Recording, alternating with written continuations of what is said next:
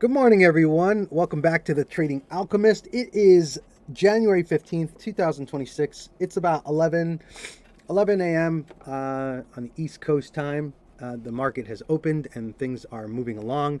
So I wanted to jump back in here. I recorded a video last night, but I want to go back into these charts and get a really in-depth look at what is going on and what we can possibly see.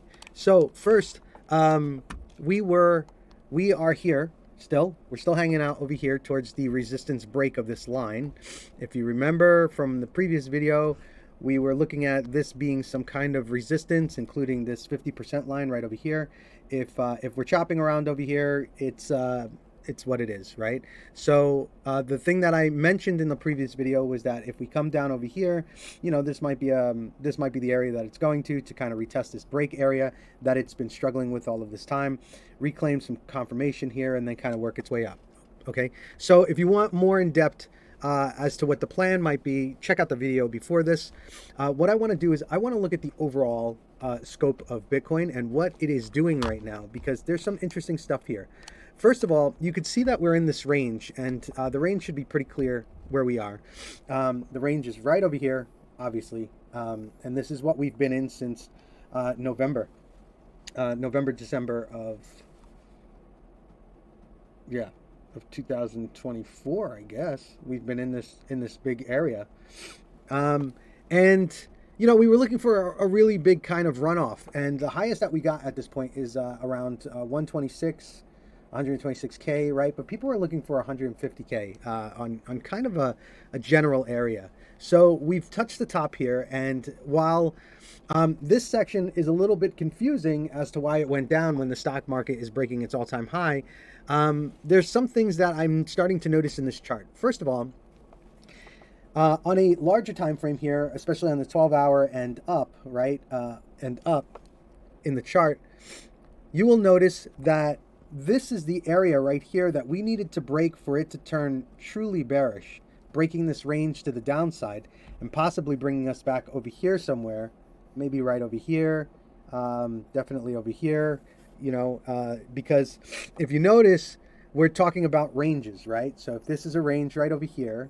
if this was the previous range, then this was the low of the range right over here. So we're kind of looking at it coming back. If it broke this area, meaning like we went down and then suddenly this was the catalyst, then definitely we're going back into this other range where this would be the bottom, we find the middle, and we find the top, right? So if it went down over here like so, even if it wicked down a little bit and started to reclaim, that means that we're still in this top range. But if we broke below and we stayed below, then we're looking at the bottom range, which then we start looking at this section for some more information, right, on what might be the support and resistance marks.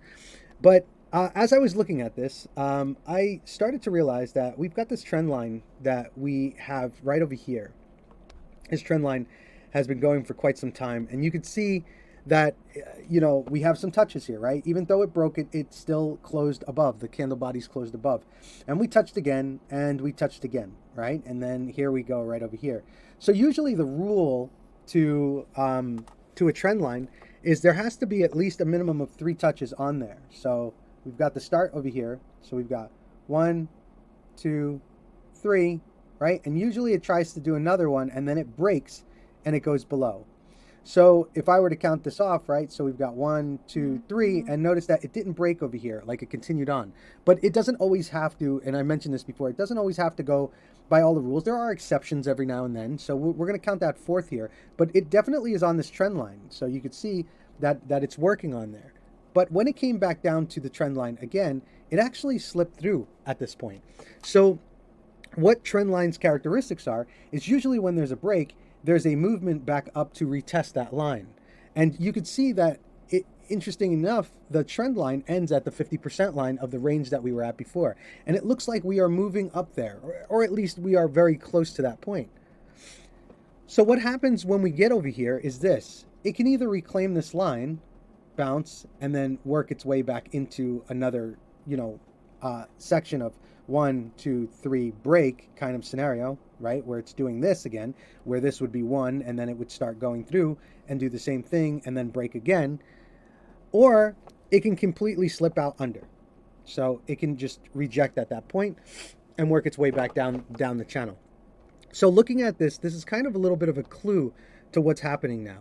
Now, I would truly love for this to break above, find some strength on the 50% line, and move up. And if you look at the previous videos that I've created, I am actually targeting this as the area that I would love for it to hit, to reclaim, especially for a relief rally that we've had for this big dip that was done.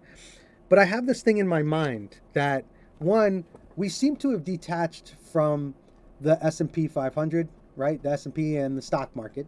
Because while the stock market has hit its all-time high a couple of times, Bitcoin and crypto hit its all-time high, and it just kind of, it struggled to right here. Now, usually what happens is they usually sync back together again. So there could be dips on crypto because it's volatile. And then like there's this move to get back in sync, as if like, if I were to lay these two charts over top of each other, like let's say this was the S&P 500 going like so, and let's say this is Bitcoin who's following crypto, then all of a sudden it dips out like this, it can then reconnect back at the top, and then they're both in sync again, and then they start going. So that's an option. And while I would like to think that this decoupling of the stock market with, you know, its all-time high and everything like that, if the market's going to go down, then Bitcoin's going to go down. I'm not exactly sure that's the case right now. There seems to be a lot of things that are pointing to we could still have somewhat of a rally, right? And especially with the alts. So if I go back over to, let's go to Ethereum for now, right? If I go over to Ethereum, Ethereum was probably the weakest run that we've had. We were expecting it to really kind of take off with Bitcoin, but it didn't. It really struggled in this area right over here. And this is the range that it's in. And if you notice, this was our all-time high before, this was our all-time high, and then we broke the all-time high once, getting to almost 5K, but really everyone was expecting it to come up here. Now it doesn't have to. It doesn't have to continue its trajectory, but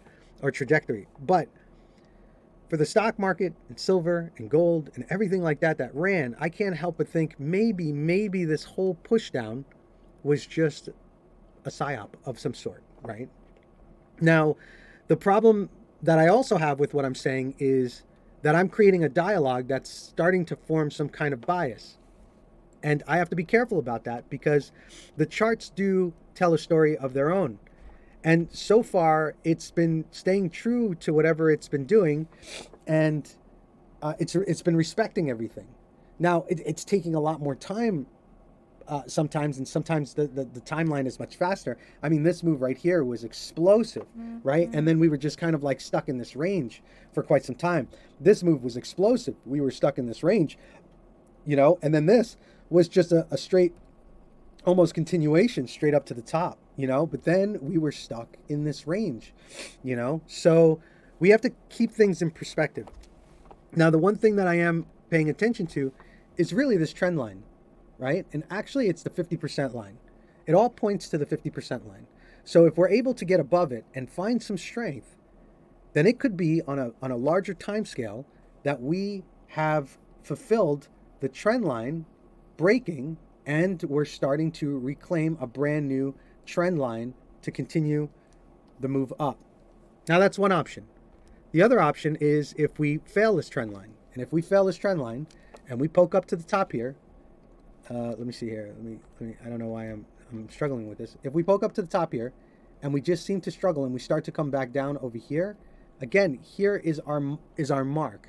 If we break below this and close a candle below, then we're looking at the previous range to find any kind of information. And if you notice, this is around this zone right here.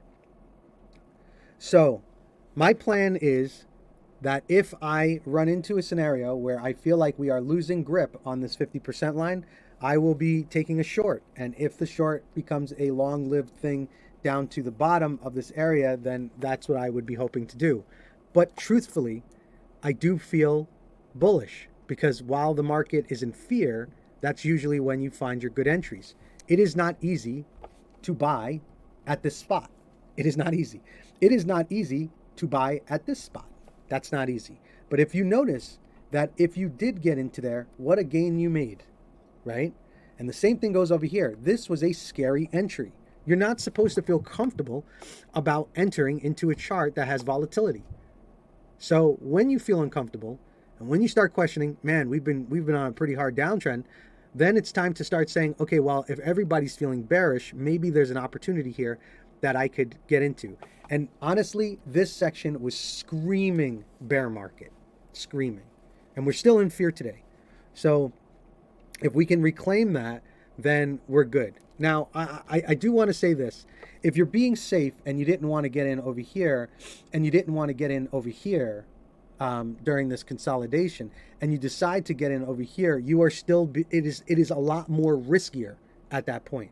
So you've got risk here, and I feel like you've got risk here times 2, right? And if you were to long up here, you are like risk times 4. Like to the 4th power, right? Because at this point, this is when everyone is going to be screaming, we are going to the moon. And that's when the market makers start, trapping people at those points. So just keep that idea open that when it's uncomfortable, it's time for you to start really putting your antenna up and say, okay, what's my plan?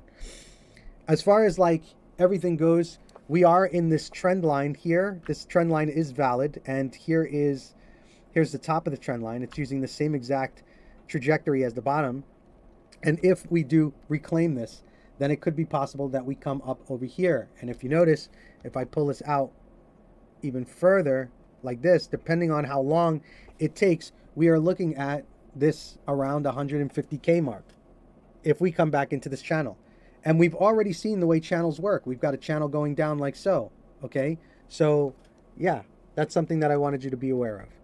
Anyway, that's the bigger picture, some more clues as to what might be happening, where we are. Stay focused, stay sharp, create some kind of plan, and yeah, definitely try to work it up. I would suggest that if you are interested in what my plan is right now, check the previous video. If you are enjoying these videos, please feel free to like and subscribe. And if you have any questions at all, feel free to drop us a comment. All right? Talk to you soon. Thanks. Bye.